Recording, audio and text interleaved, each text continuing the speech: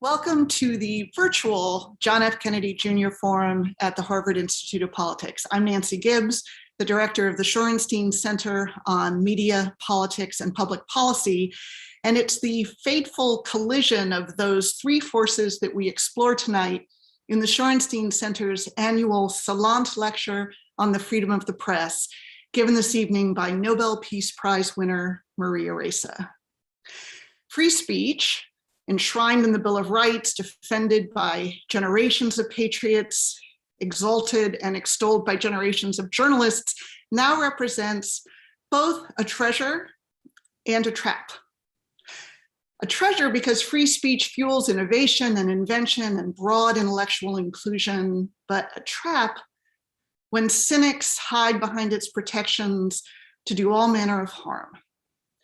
Freedom of speech, in other words, is not a layup, which is why this annual lecture has never mattered more. It was named for former CBS News president Richard Salant, a longtime broadcaster and staunch advocate for press freedom, and was endowed by the estate of Dr. Frank Stanton, another longtime CBS News president, to bring leading journalists and scholars and legal practitioners to Harvard and help us wrestle with big, hard questions. Have we a democratic duty to defend even anti-democratic speech? Does a love of free speech protect hate speech? And tonight's topic, what would you sacrifice for the truth?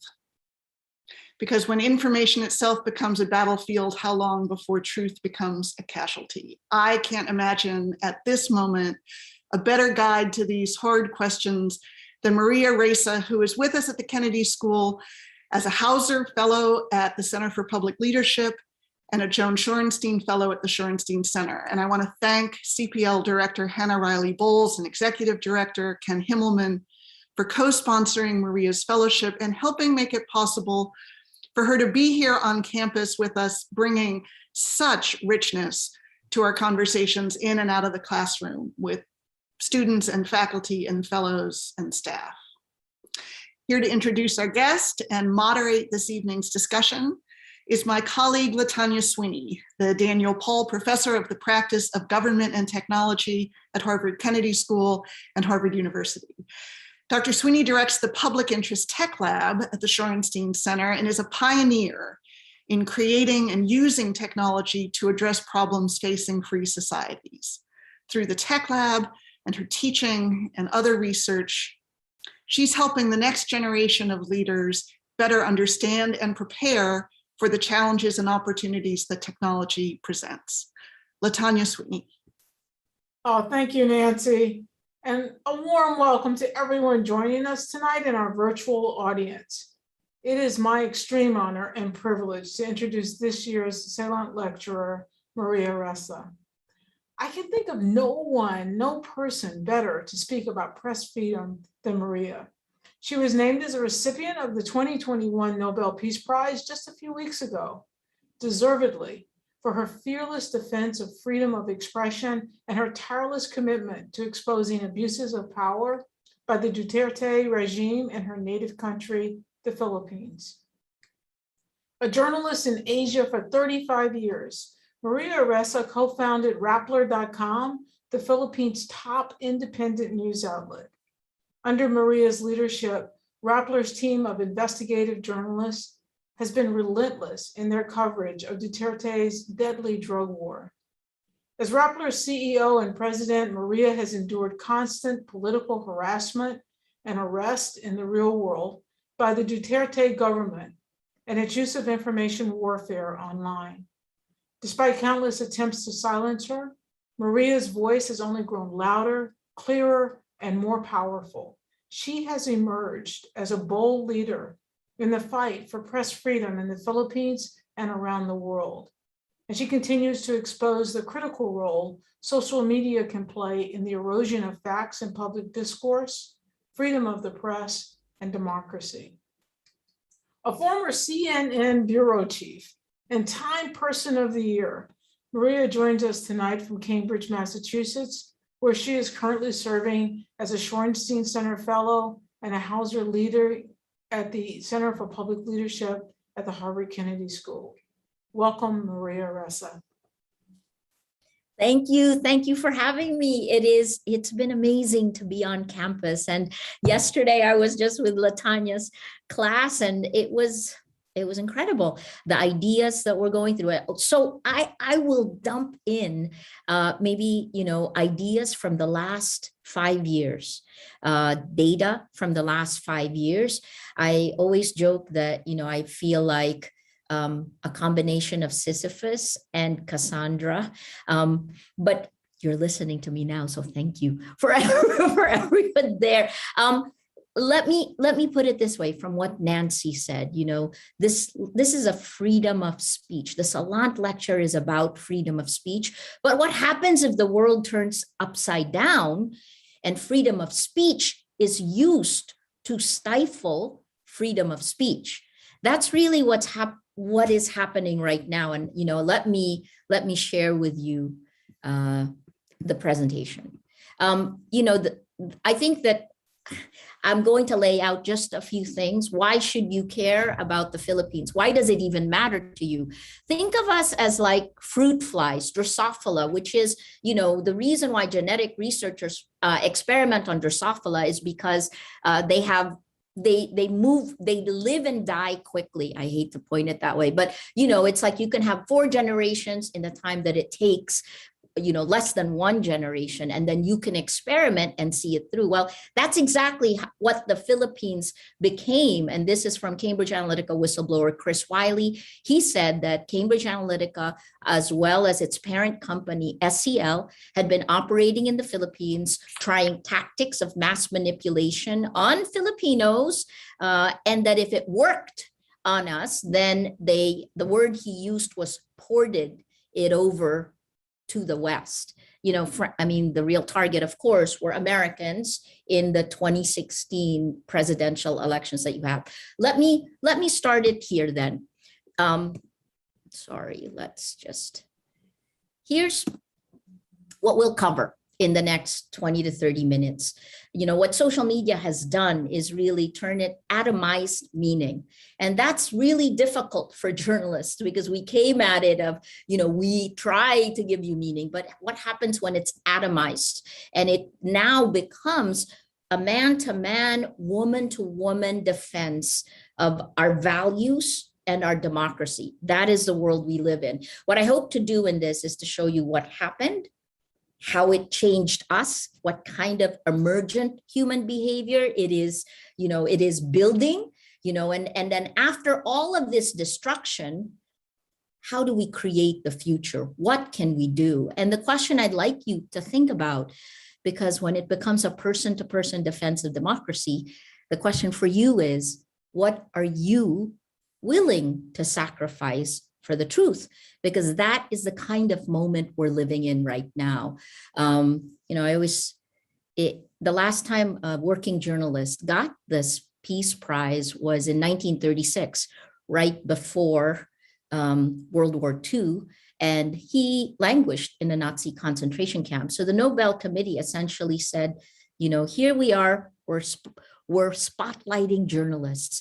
We are walking into another potential rise of fascism. I don't even know what to call it. This is what happened in 2014. I'll peg it to that year.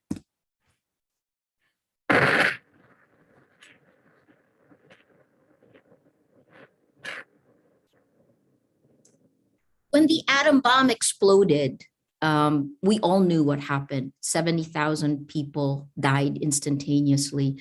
But in 2014, an invisible atom bomb exploded in the global information ecosystem, forever changing it, but insidiously manipulating us. And we don't know that it happened. So here's the lesson from the Philippines. And why we were so certain.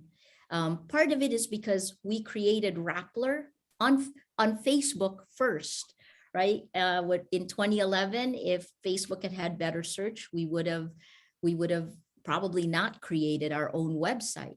But by 2017, I was one of 12 researchers working on a project that didn't really see the light of day.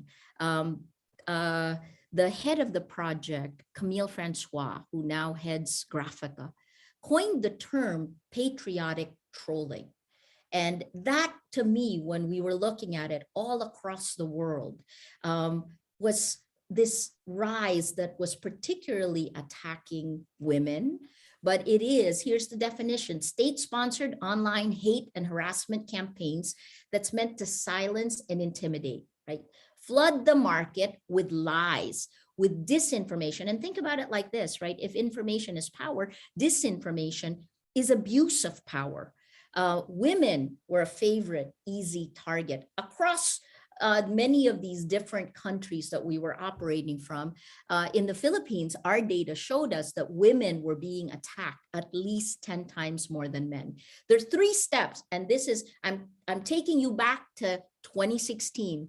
The 3 steps, and I would say, you know, I was a cautionary tale, the target for journalists. Our politician, the target there is Senator Leila de Lima. She's been in prison since February 2017. And then there was a businessman target. President Duterte named him in the podium in a nationwide broadcast, and his company lost.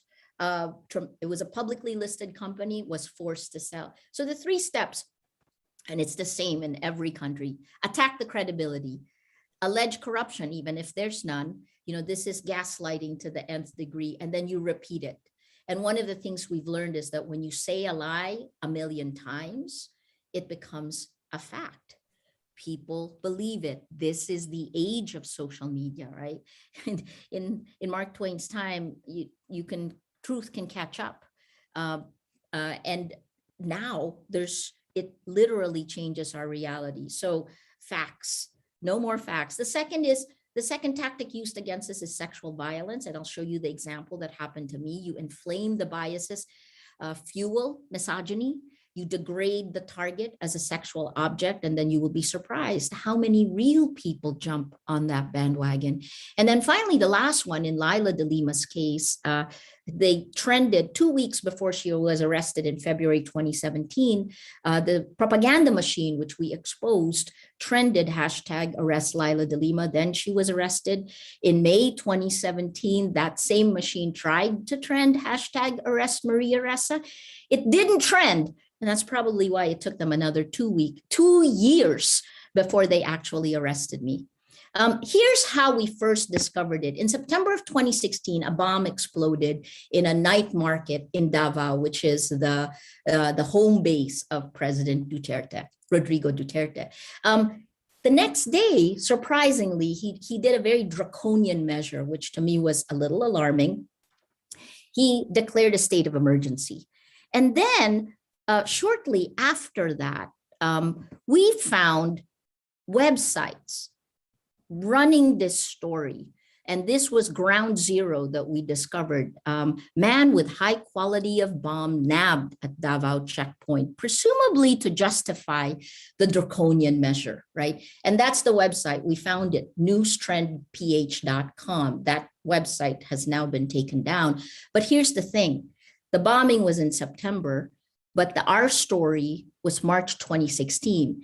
And here's the thing, it was amplified on all these Duterte pages. How did we discover it in Rappler? This is why I think the first people who did this information operations were journalists or former journalists, because they linked it to Rappler. So I was just looking at it on that Friday night going into Saturday morning. I was looking at it, I was like, why is a 6-month-old article #1? You know, it had more traffic than before. And that was my introduction, Rappler's introduction to information operations, used as PR to massage the conditions for government's actions. This was a story we published that included that, propaganda war, weaponizing the internet. It was one of 3-part series. And the second part, and I'll show you this one, this was our discovery of, then we started looking at the Facebook pages that were attacking journalists, because at that time period, soon after Duterte took office, it was really, we experienced exponential attacks. This is an example of one of those Facebook pages, Luvimin Kancho, you can see at the top, right? So this is an Excel sheet that one of our folks put together. What was interesting about that Facebook page was that this page followed more groups than had friends. So then we looked at the friends of this group and we looked at the photo of her photo. You reverse image scan this, you will see that that is the photo of a Korean pop star.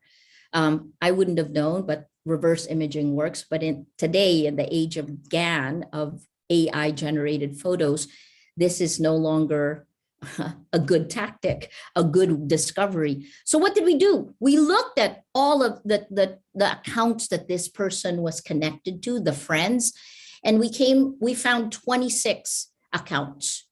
And then we took every single thing that they had said they were, and we fact checked it. Every single thing on that sheet, where they worked, what they did, where they went to school, where they live, everything there is a lie, right? That is these 26 accounts. These are fake accounts, and that's what you would call a sock puppet network. The next step, again, because we're journalists and very traditional in that sense, was to take a look at these 26 fake accounts, that sock puppet network, because they work together, and then count how many other Facebook accounts do they influence. And when we did that, it took us months, but again, before we automated anything, we wanted to do it manually. And we found that these 26 fake accounts influenced at least 3 million other accounts. And this was the story that my co-founder, Chai Hofilenya, who's now our managing editor, this is what she wrote as part of that 3-part series, Fake Accounts, Manufactured Reality on Social Media. What were these fake accounts doing? They were tearing down the credibility of news organizations. This was the 3-part series in 2016. The third part of that series was, I wrote 2 of the 3 parts, how Facebook algorithms impact democracy. When this happened, I was deluged. As soon as we published them, we double-checked, triple-checked our data. I even went to the board, my board, and told them we were publishing this because I expected a backlash. I did not expect 90 hate messages per hour. When you expose something, you expect that it will come back at you, but I could never have expected this. So then they tried to trend #arrest Maria Ressa. We published the transcript of a conversation between Presidents Duterte and Trump. This is one of the content creators of the first wave of the propaganda machine. This person became a consultant to our Department of Foreign Affairs, but read it and you kind of laugh. By publishing the transcript, Rappler made the Philippines a legitimate target of North Korean nuclear missiles. Sounds laughable, right? But imagine that repeated 1 million times. And then it spurred off. This is on Twitter, because think again, this is the entire information ecosystem and they work together, info ops. Call her to the Senate. Ipatawag na yan sa Senado, #arrest Maria Ressa. I can smell an arrest and possible closure of Rappler.com. This was May 25, 2017.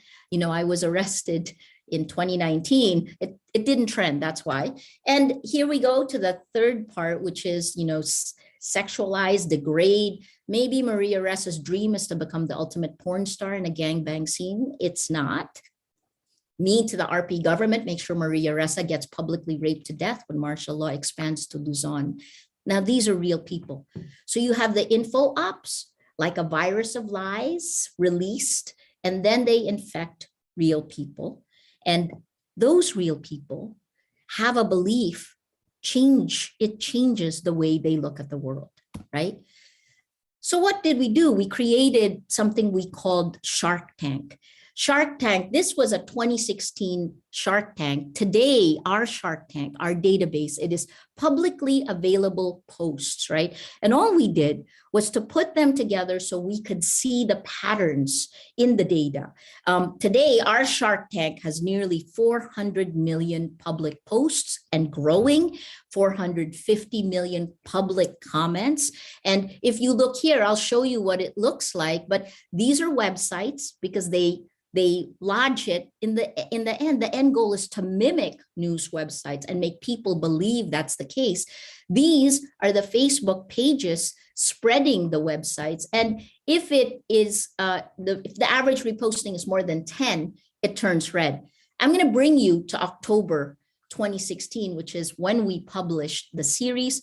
Look at how red it became. And I want to show you a Facebook page that this is Sally Matay. This has been taken down by Facebook, but look at the cut and paste, right? You can see it. And then to the left, you can see the pages that this account posts in.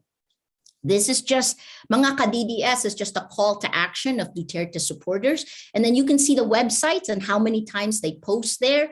And you can see as early as 2016, Sara Duterte working with Bongbong Marcos, Ferdinand Marcos Jr. This is something we armed our social media group with because they needed to understand the difference between real and fake. Now I'm going to fast forward you to June 15th, 2020. We saw that from 2016, and here we are in 2020. What happened? That bottom-up exponential attack, the weaponization of social media. In my case, the meta-narrative they seeded is journalist equals criminal. That was coming bottom-up. A year later, President Duterte came top-down and said the same thing in his State of the Nation address. After that, about a week later, I got my first subpoena. Rappler got its first subpoena. And by January 2018, the Philippine government tried to shut us down, revoking our license to operate. We refused. We pushed back.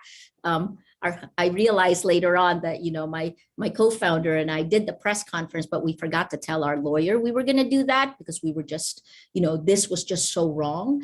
But then what happened? 2018, 11 cases and investigations. 2019, all the arrests. So it took 2 years. February 2019 was my first arrest, the Valentine's gift of my government. And then my first conviction, June 15th, 2020, for a story I didn't write, edit, or supervise, published in 2012 before the law we allegedly violated was in place. And here's the kicker. Rappler was innocent, thank God, but the two of us were guilty. This is on appeal. That methodology, keep it in mind, because I'm going to show you how it also worked for you. But this conviction helped show Facebook's dangers, right? These algorithms that make you doubt reality when social media becomes a behavior modification system that essentially turns us into Pavlov's dogs, these experimentation where research has shown as early as 2018 that lies laced with anger and hate spread faster and further on social media. Okay, so if you have lies, meaning you don't have facts, if you don't have facts, how can you have truth? How can you have trust? If you don't have these three, you don't have democracy, you don't have a shared reality, okay? This is the world we live in today. How can you solve any of the problems, the existential problems we face? I'll bring it to you here in the United States. This is the January 6th this year, when Silicon Valley sins came home to roost. This timeline is from the US-based Election Integrity Partnership. And you can see the same thing happening on that election fraud meta-narrative. In August 2019, it was seeded August 20th on RT. And then Steve Bannon picks it up on August 11th on YouTube. And that is seeded on closed pages. Then you have Fox, Tucker Carlson picking it up on September 15th, 2020. QAnon drops it October 7th, Stop the Steal, you know, the recommendation engine of Facebook. This is one of the fastest growth groups that is also given to you. And then finally, President Trump comes top down and you have the photo on the right. Then you have January 6th. This is the evolution of an information operation and how you can seed a meta-narrative. I'll take you to UNESCO, and this is May this year for World Press Freedom Day, the chilling. It was done with International Center for Journalists, University of Sheffield, and our research team in Rappler, looking at the global trends in online violence against women journalists. Finally, all of that data that we had on those attacks against me, ICFJ took the almost 500,000 attacks on Facebook and Twitter, and they looked at what was happening globally. 73% of women journalists surveyed by ICFJ experienced online abuse. 25% received threats of physical violence. You know, the death threats, well, yeah, they become run of the mill, right? But except the danger, of course, is that online violence doesn't stay online. 20% had been attacked or abused offline in connection with the online abuse. So then we come to those 500,000 attacks against me, and not surprisingly, 60% of the online violence was meant to tear down my credibility. 40% was meant to tear down my spirit.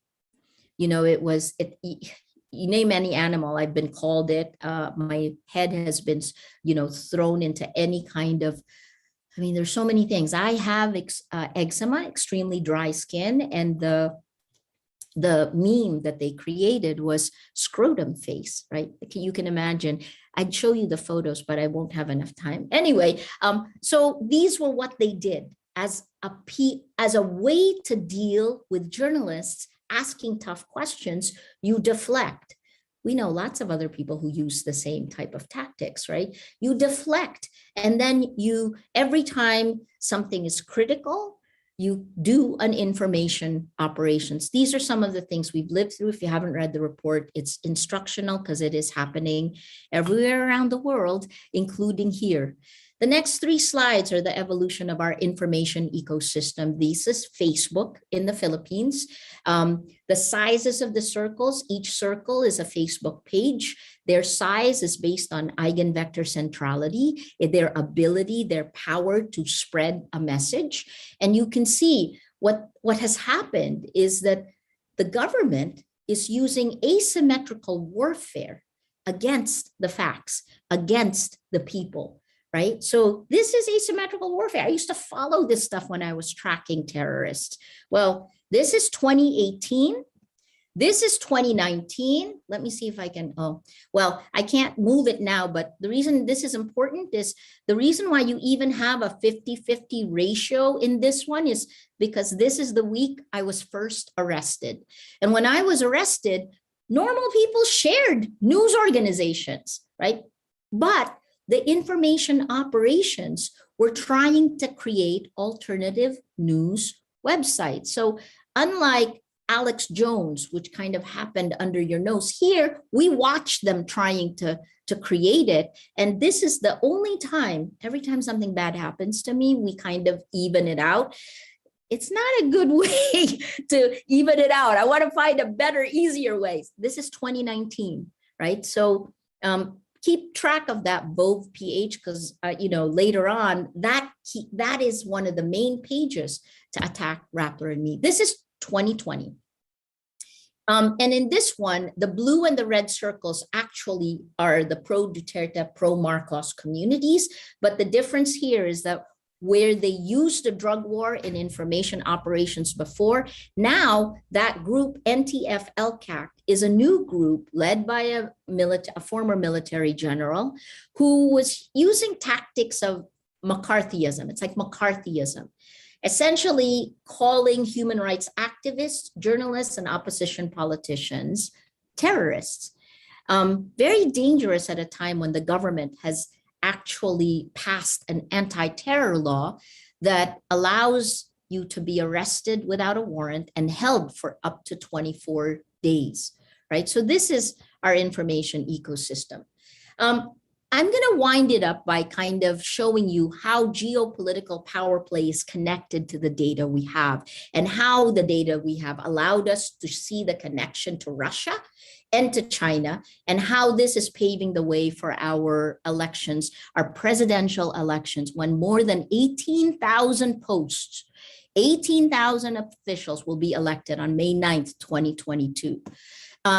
December of 2018, after the US Senate Intelligence Committee released the data from their investigation, we found, the one on the left here is our information ecosystem on Facebook. That largest circle at the end is dailysentry.net, which was connected to Russian disinformation system through this graph that was done by New Knowledge through, and here, this is like the irony, through an alt-right group in Canada. So you can see that there are these connections. dailysentry.net Facebook page has since been taken down by Facebook. Here's China. September last year, September 2020, Facebook took down information operations coming from China that was doing four things, the four things you see in front of you, right? The first is directly connected to you in the United States. It was using AI-generated photos to create accounts for the US presidential elections. The second, it was doing China propaganda for China in the South China Sea or the West Philippine Sea issues. It was most successful in the Philippines. And what was it doing in the Philippines? It was already campaigning for the daughter of President Duterte for president, so Sara Duterte, and it was also polishing the image of the Marcoses. Amy Marcos is a sister of Ferdinand Marcos Jr., Bongbong Marcos, who is now a candidate for president, right? And finally, it was attacking me and Rappler and journalists, right? May 2020, the Philippine government rejected the franchise application of ABS-CBN, the largest network in the Philippines, a news group I managed for 6 years, the largest and the most extensive reach. So they went off the air for the first time since martial law was declared in 1972. That was the last time they had been shut down by government. So this is coming from China, guys. Chinese influence operations. Here's our solution, because I'm not going to leave you with the problem. We've now been sitting with this problem for 5 years. And the pillars of Rappler when we created it are three: technology, journalism, and community. Three concentric circles, those were our Venn diagrams. So our solution today is first tech. When tech creates the problem, we need to find the solutions through tech, right? Too many journalists are beating ourselves up talking about trust. It doesn't work in an information ecosystem where, you have technology essentially becoming a fire hose of lies. So what do? Well, how about an easy one? Section 230. The social media platforms, these American companies, are not just like phone lines. They actually automate. They use the machine to create an editorial choice, right? The fact that anger gets 5 times more weight than a like is a choice. And that now allows the platforms to have the toxic sludge pumped through and change humanity's behavior because of the incentive that's there. So I think the first is, this problem originated in the United States. Find the solution. Section 230, that law that you had in place in 1996. The other thing is we're looking at EU, the Digital Services Act, probably the most effective right now in terms of looking not downstream at the content where you run into all the freedom of speech questions, but upstream where you look at algorithms of bias, algorithms that prioritize the spread of lies, hate, anger, and conspiracy theories, right? Let's cut it off upstream, not here, where it becomes, a choice of content. Content is the byproduct of the toxic sludge. The second is journalism, right?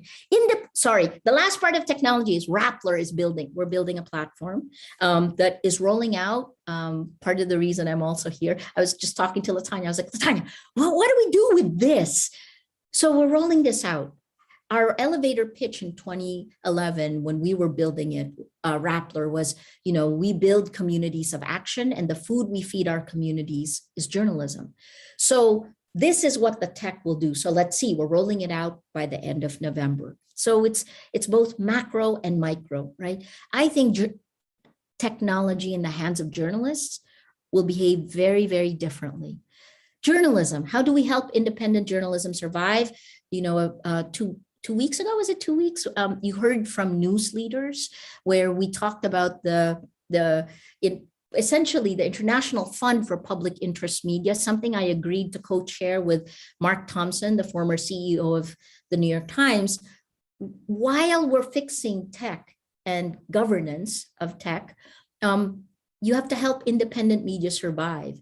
And while in the United States and in Europe, philanthropy is working for journalism, and reader revenue can work for some large news groups, in the global South, we don't have that. So IFPM, the International Fund for Public Interest Media, is going to attempt to raise the overseas development assistance of democratic nations from 0.3% to at least 0.5, or if we can get it to 1%, we can raise a new money of $1 billion a year.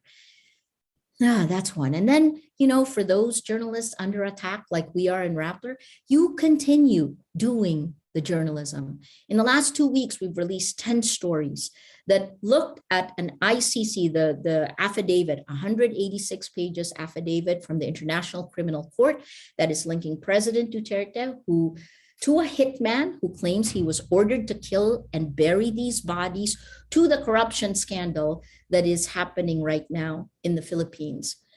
Finally, the last pillar is community.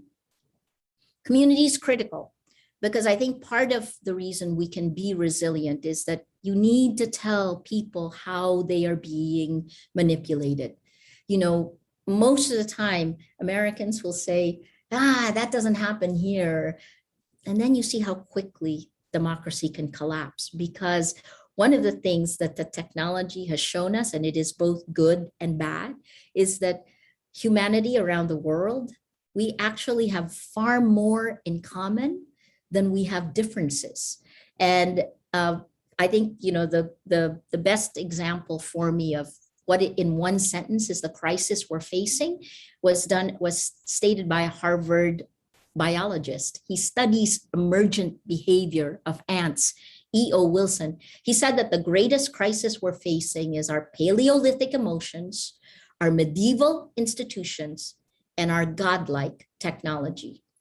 I'm going to leave you with this because it's how I began, maybe 2017, I began almost every presentation with this. To the left, that quote, "If you can make people believe lies are the facts." This was a graphic from Al Jazeera. I am sometimes so tired of myself, Sisyphus and Cassandra. I keep going, my gosh, we got to fix this. But that to the right is Tim Snyder, who studied the growth of, this fascism.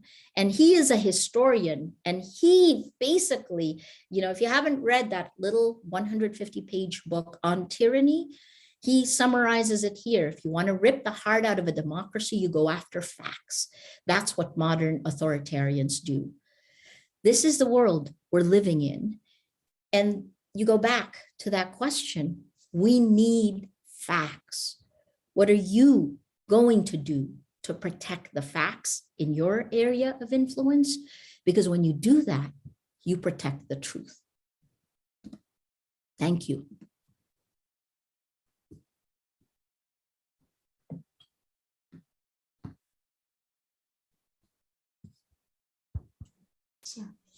I don't know. Thank you very much.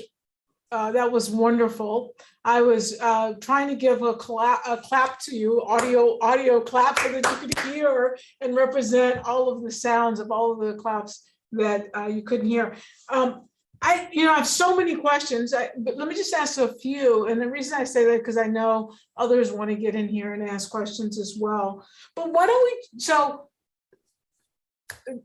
you pointed out how inflaming news, even facts that aren't true, as long as they can really outrage people, generate anger and so forth, they go viral quickly. That fuels the machine of social media, whose goal it is to keep attention all of the time. Why don't we just increase the noise of facts? So this is something every journalist knows. Facts are kind of boring. I would love that. We spend our entire careers learning how to tell compelling stories so that we can keep your interest. Now imagine we walked into an environment where, they just changed the entire playing field. You don't have to have facts. Who cares about facts? And that's actually the world that we live in now. But, Latanya, we were talking about this. How can we do that, right? When I was managing the primetime newscast of the Philippines, the top contender for that, the top rater, I always knew based on the ratings, the daily ratings, that crime and entertainment rated well, right? But because I'm a journalist, I'm not going to fill that up with crime and entertainment because I would be worried about A, the news agenda, right? And B, the next generation. I wish that the tech platforms would take that into account. That's the responsibility, I think, that journalists take, that, we not only want to stay there to give you what you want, I call it the sugar. We need to give you the vegetables, the news agenda. So for example, like when I was heading ABS-CBN News, I would spend 150,000 pesos to send a flyaway to a remote location because our public needed to learn about that conflict. There's no return on that. Ratings go down. It's expensive. When I could have just done another entertainment story that's kind of gossip based. You don't just do that because you are also investing in the future of your country. So what does that mean that the platforms are investing in? I mean, is it just they clearly have one platform. So we're all in this together around the world. We're all falling victim to the same issues. And so you say the platform should pull back on some of the virility and have a better balanced mix of what goes viral. And clearly they can adjust those knobs if that were their goal. So what are you saying their goal is? Money.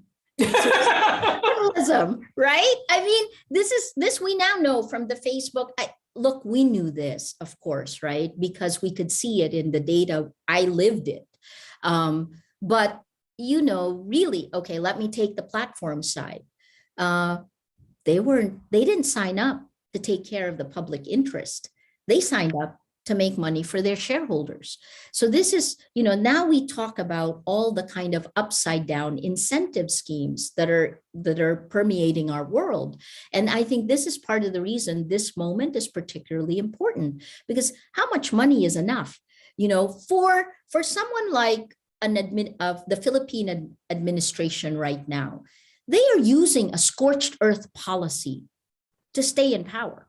I would suggest that these American companies are using a scorched earth policy for money. So I tried in the beginning to appeal to enlightened self-interest because you're tearing down the future for short-term gain. And as we can see from the Facebook papers, Facebook files, that doesn't really cut it, does it? Yes.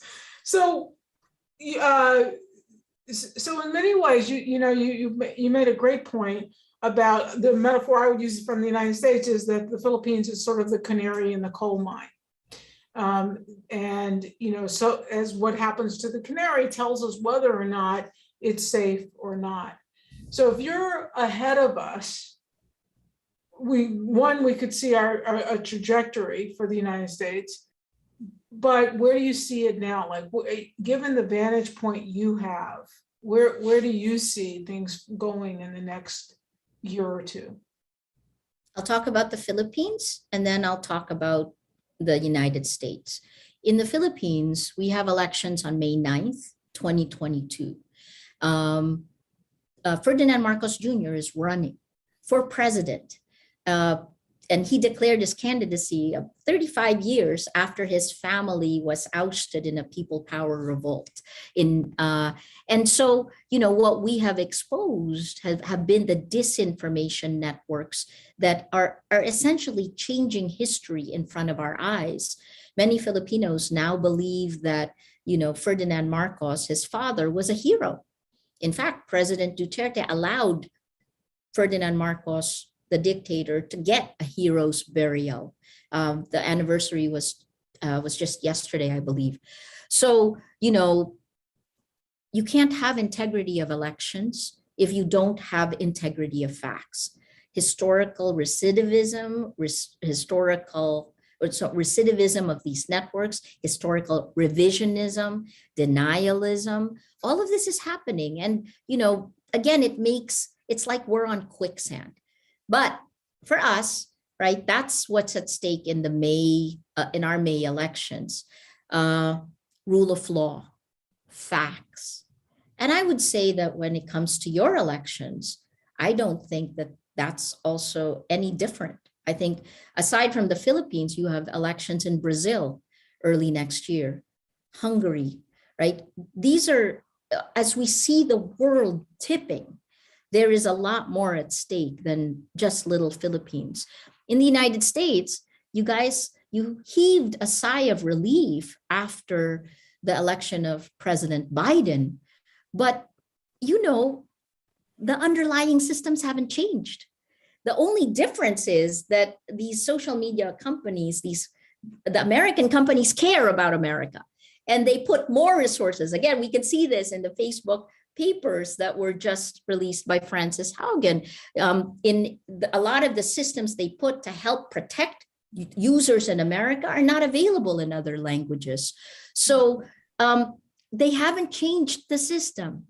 And what we are seeing is that the incentives they put in place for all of us through our cell phones, through the platform, is they're actually creating emergent behavior, not just here, but also globally, of the worst of human nature, right? Remember, so I went back to the atom bomb. After the atom bomb, humanity came together, realizing that they could destroy everything. And so they vowed to kind of prevent the worst of humanity from happening. And they did. And they did some amazing new things that led to kind of the next phase of our history, the creation of the United Nations, the Universal Declaration of Human Rights. And I think that's the moment that we live in now. Nothing has changed. Are you going to expect the platforms to come in again? Will you put your faith in their hands? Because that's essentially what you're doing. Well, listen, you and I, we could talk forever, but let's get a chance for others to get in and see if we have some questions. Hello, ma'am. My name is Ryan Tierney. I'm a student at the college living in Leverett House. Thank you so much for coming to speak with us. This lecture has been really interesting. However, I will say that when you're kind of describing some of the threats that you've gotten in the past regarding your journalism, it is kind of a grim reminder of how dangerous the field of journalism is. I'm reminded of Danny Fenster, who luckily was just released from prison in Myanmar, but prior to that had been sentenced to 11 years for his work there. How do you separate that part from the rest of your job? And how do you overcome that when oftentimes, especially in the age of social media and the internet, where people can say like incredibly hurtful things and incredibly violent things that they perhaps wouldn't say in person? No, thank you for your question. All of this happened when I was old. This is my 35th year as a journalist. And so when it happened to me, my lines are very clear. And, I think when I was still in college or before, I drew the line of, if I'm on this side of the line, I'm good. And I cross that line, I'm evil. These are the values that we grow up with. So, that's the first is I knew that if I gave up, I knew that if I stopped doing my job, that it wasn't just about me. At that point, I was already heading a news organization, and I couldn't, because if I gave up, then it's almost like my entire life, my entire career would be a lie, right? Because you need to actually live your values when it matters the most, not when it's convenient. And the true test of your values is when you stand to lose something. So yeah, I kind of walked into this, and it isn't over, right? I'm going back to the Philippines, and I will ask for permission to go to Oslo. I may or may not get permission. I am putting myself in their power because I will do my job. I have done nothing wrong. All of this is meant to intimidate me to silence or to be afraid and duck out, right? And these types of tactics on social media really do work. A lot more women journalists have opted out. And that's also going to be a problem in the next generation here in the United States, because women are also attacked a lot more. Same with women politicians, right? Women politicians are attacked a little differently. I'll say one last thing. I know Danny Fenster. I visited Frontier Myanmar. The founder of Frontier Myanmar is a friend of mine, Sunny Shui. And Sunny, when all of this was happening to me, Sunny was one of the people I spoke to because he went to jail for 8 years. And then as soon as he got out of jail, he started Frontier Myanmar. There are personal costs. The question I had for him was, you do this best over drinks, and I'm sorry, we can't have drinks together, but the question I had for him is, was it worth it? And there are weak moments where you just go, my gosh, why does it demand this much? But even Sunny also said the same thing. Of course it is, because it's about more than you. When the cost, look, oh gosh, Harvard, I think, makes me emotional. I think that the cost of not doing the right thing is far greater than the consequences for one person. So, whether our democracy survives in the Philippines, will those chances become greater if Rappler continues doing investigative accountability journalism? And that's what we aim to do. Thank you. The next question is from Samar Bajah at the college. Hi, really a pleasure to hear from you. I'm a sophomore at the college. Calling from my dorm room, I suppose. I wish we could be in the forum together. But my question is that you speak about how technology can be part of the solution for the challenges of journalism, truth-telling in our present era. And we're all well aware of the failures of technology-based solutions and technocracy more generally. So my question for you is, how do we ensure that technology doesn't exacerbate our existing challenges and make an already bad situation worse? Especially because the technology companies feel especially nimble and weaselly. I like that. I like that description. Look, the tech platforms will say, tell us, create a law, and they wait for governments to do it. But the reality is that it is in the hands of the tech companies because they know better. That's also another reality, right? So as these medieval institutions bump into the 21st century, immediately these tech companies can do something. And I think that that's part of what civil society should be pushing for. I don't think we should be dropping out of this because it will impact all of us. It's like, and again, I use this virus of lies. It impacts us in the real world. Online violence doesn't stay online, and some of your family members, right? Divisions in families happen because real people are infected by this virus of lies. So, the response I always give is that, just The companies will say, well, we don't want to make it worse, or it will make it worse. You know what?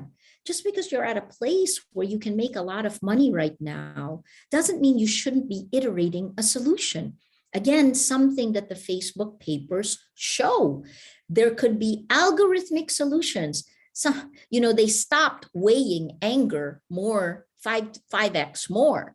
But, what about something like the news ecosystem quality, a button that they can essentially, after January 6th, and this is in the reporting of Shira Frankel, New York Times reporters, where they basically said that the Facebook had a break glass action. And one of the things was to turn up a nicer news feed, meaning when they turned this up, the algorithms chose to spread facts. So in CrowdTangle, they then showed the top 10 included CNN, New York Times, NPR. But, Facebook changed it soon because the engagement was much lower. This is something news organizations know, again, it's like, are you going to just put in crap? I mean, new entertainment, or sorry, not to say entertainment is crap, but I mean, are you just going to put in the sugar without the vegetables?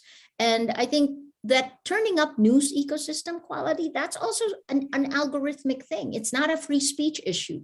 So there are things that we can demand immediately. I think we need to demand it now. Thank you. Next is Max from the college. Hello, Madam Ressa. Thank you very much for joining us this evening, and thank you very much for your service that you worked as to all of us, really. I'm a student at the college. I was very struck in your presentation by the slide on how early the Stop the Steal meta narrative unfolded in August 2019 already. And I was wondering, can you talk to us about what determines whether one particular conspiracy theory will proliferate in those networks above others? Is it truly only a function of salience and how outrageous the theory is? Or is it more complicated, and are there perhaps political interests behind it that guide that? And if they do, to what extent can they control which narrative above others will become the dominant one? No, thank you for your question. And that is something I'm sure that, we can do a whole class on this, because in the end, it's an information operation. Too often the public discourse on this focuses on just the content itself, right? So what determines a meta-narrative and virality, right? So the platform sometimes will only look at virality and they'll cut the virality. Yes, that's one. But when a meta-narrative is seeded and then pounded at different times, right? And I mean, pounded can be using bots and fake accounts, or using real people organized. Because now, just this year, Facebook has policies out finally for brigading, which is, before you've heard about CIB, coordinated inauthentic behavior. But what if they're authentic harms? Right? What if it is an information operations? An example in the Philippines is when the police and military pages, because Facebook will give a little bit more oomph to government pages because of coronavirus. Even that, think about that, right? If you're in a country like mine, they ratchet up the government pages, which includes police and military pages.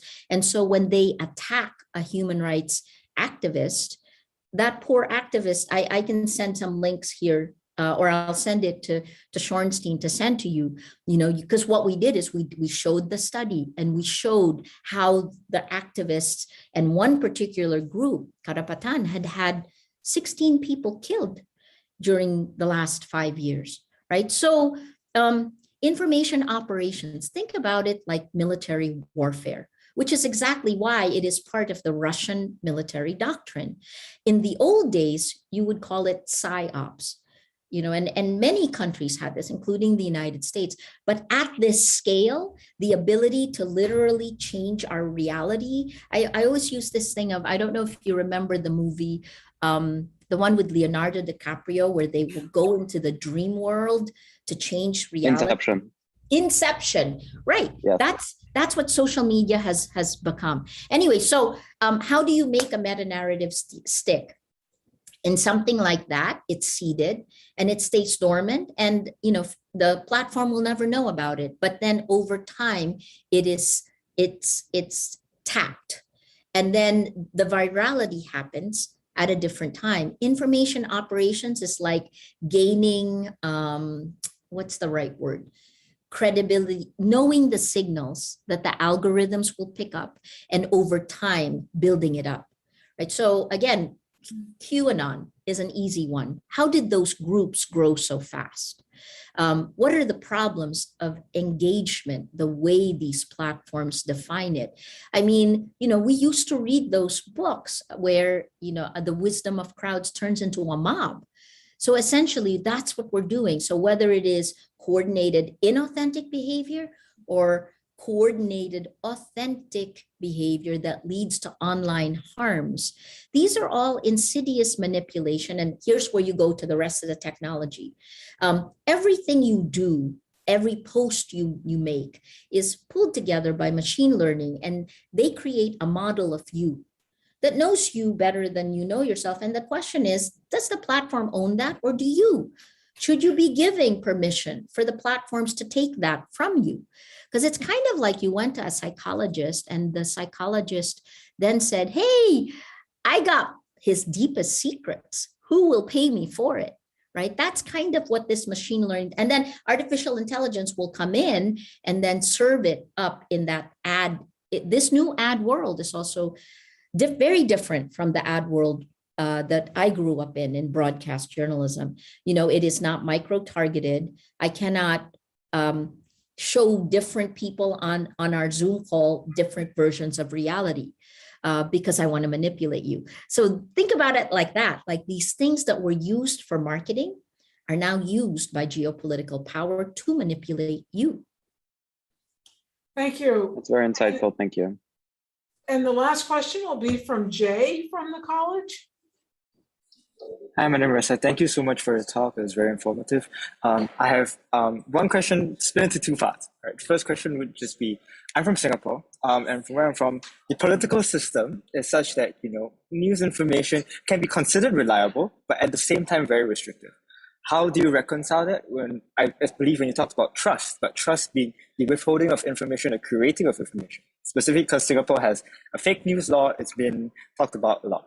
So that's part one. Part two, more trivial question.